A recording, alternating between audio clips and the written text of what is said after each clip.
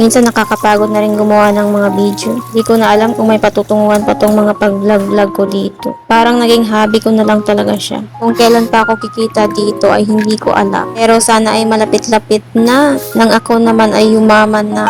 At eto na nga, gagawa na tayo ng torta. Torta ang tawag ng mga Ilonggo dito. Sa Tagalog ay okoy. Mekos-mekos lang natin yan, tapos tayo ay magpiprito. 75 pesos nga lang yung bili ko dyan sa hipong maliliit. Pero ang dami ko nang nagawang okoy. Sa dami, akala ko hindi man lang mga ngalahati. Pero pagkatapos ng hapunan ay parang 2-3 na lang yung natira. So, ibig sabihin bumenta siya sa mga kasama ko sa bahay. Gumawa nga rin pala ako ng masarap na sausawan. Tapos pwede na tayong mag-inuman. Ay, kakain pala.